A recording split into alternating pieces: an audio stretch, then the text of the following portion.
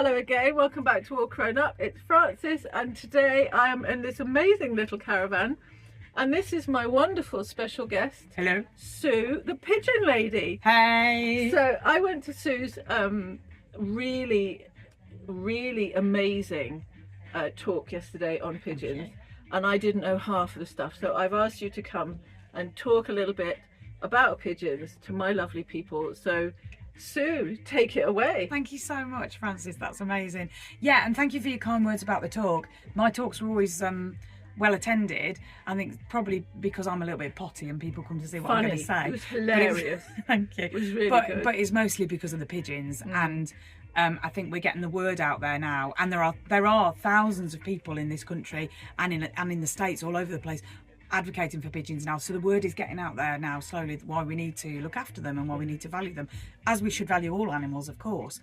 But pigeons always end up at the bottom of the pile, which is you know, and they are just they're incredible, resilient little birds, which is why they get my vote.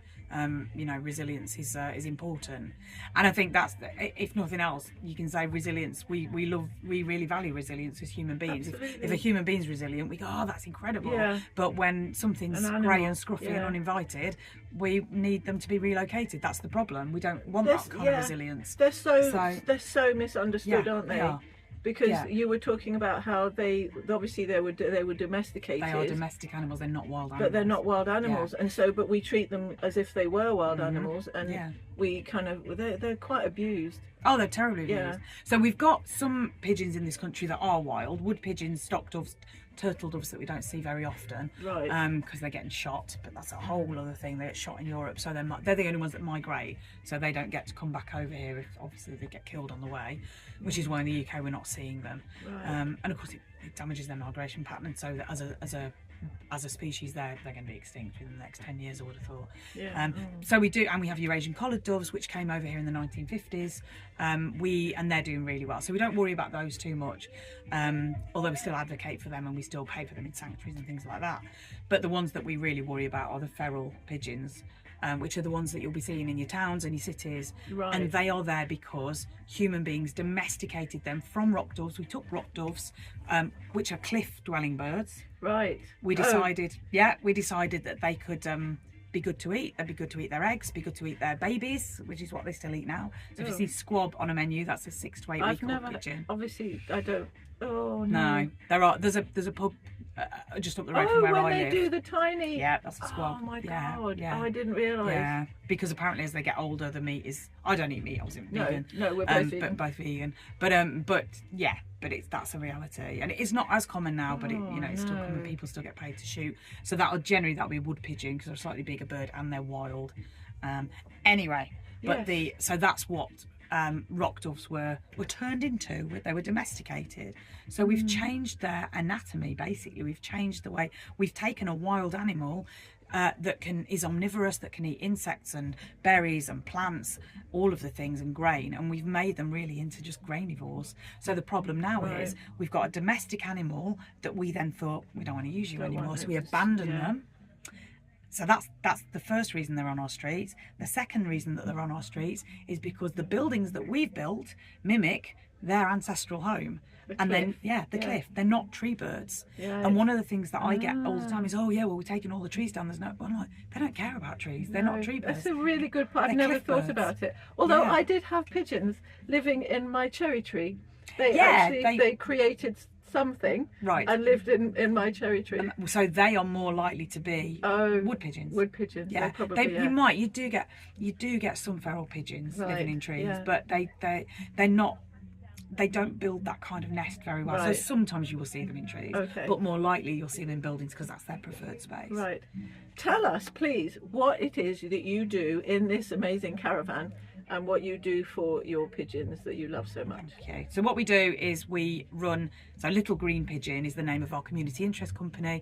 It's not a charity. Well, I'll write it down here, the Little Green Pigeon. Brilliant, thank you. It's a community interest company, which is still a not-for-profit, but there are now, though it's been just me for years, and I'm delighted to say that this year there are now 17 of us working for this CIC. We're all volunteers,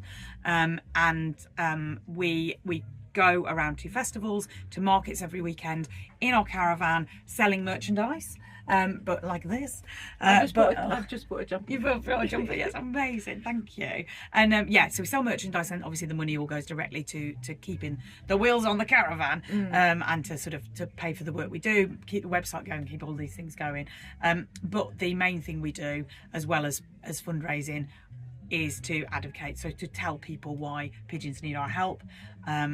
The money also goes to the projects that we have ongoing. So there's 4 main ones. I'm saying it's the end of a festival and I'm tired because my brain's jigging. Yeah. 4.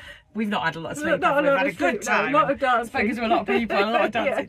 So we've got 4 main projects we're doing at the moment. The first one is called Harper's Fund, and that will be a charity. So sort of coming under our umbrella but separate to Little Green Pigeon. Harper's Fund, named after a beloved bird that we had in our care for several years, who was adorable, and that is a fund for anybody that's rehabbing in the UK to dip into. There are thousands of rehabilitators looking after all birds, but specifically pigeons. We are asking them at the moment to register with us. Once we know who they are and what they're doing, if they need a veterinary bill paid, they just send us the bill and we pay it. That's the plan. Amazing. Yeah, because there are so many sanctuaries of all animals in the UK, as there should be. Dog rescues, cow rescues, you know, vegan animal sanctuaries, all these things. We're at a sanctuary at we're Watling, at the Watling Hill Farm Sanctuary. Yeah, which is incredible. So check that out. It's beautiful here. And I've also done other videos with one of the co-owners of that sanctuary. Yesterday we did it with the horses and the sheep and the donkeys. Oh my God, I completely fell in love with one of the donkeys, whose name I've completely forgotten. I'm so sorry to say. He won't be offended. No, I don't think he'll care. He liked it when I stroked his ear here like this. Oh, really? He went all kind of like, oh. They're fabulous. Yeah, they do such a good job here. They do. So I mean, all sanctuaries are really they do. All sanctuaries do incredible work, and they're all struggling. Yeah. All sanctuaries in the UK are really struggling financially, because everyone in the UK, most people are struggling financially. Well, yeah. Because we're in a bit of a depression. It's really hard for a lot of people. Yeah. So it is hard. But then if you imagine, those are the sanctuaries that are advocated more for, because they're big, cuddly animals that are in everybody's mind's eye. Pigeons are everywhere, so people don't realise that they need help as well. So everybody that's rehabbing pigeons, there's no funding for them. There's no funding. Well, I think it's amazing. It's amazing what you do. Thank you. I'm so grateful that you were able to come onto my. I was just about to leave actually. We were just chatting. I got my lovely new jumper, which I'll have to be wearing on my channel, and you know, and I thought it would be a lovely opportunity to let people know, because they're just off people's radar, aren't they? Completely. Pigeons. Yeah, so they just fly around and everyone assumes they're okay, because they're not okay. Yeah, please love the pigeons, and don't be mean and shoo them away. Just love them. They're so wonderful. Yeah, and they have the husbands and wives situation. They do. Yeah, they really quickly live together for life. Live together for life, isn't that? They live together for life. And if you want one amazing fact about pigeons that you probably don't know, it's that both so first of all, as a bird, most birds don't produce milk because they're not mammals. They're birds. But pigeons do. They're one of the only species in the world that produce milk. They produce milk in their crop, which is part of their esophagus, their food tube, if you like. And it is it's not progesterone, but it's a hormone-based milk, the same as mammals. Amazing. And the male bird produces it as well. The male birds work really hard.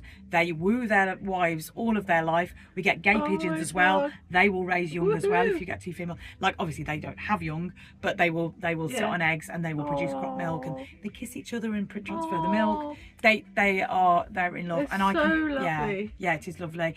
When they lose their partners, they truly grieve. So they absolutely have the same sort of emotions that we do, just like all animals do. So yeah, it's really important that we look after them and make sure that they get to stay together in love all their lives. But yeah, they're incredible. So there's your pigeon fact for today. Pigeon fact, wonderful pigeon fact. Thank you, Sue. It's been an absolute pleasure. I hope this has been eye-opening for you, because it really opened my eyes, and I will look at pigeons entirely in it. I loved them before because I do love all animals, but now I'm going to be like, I love you even more.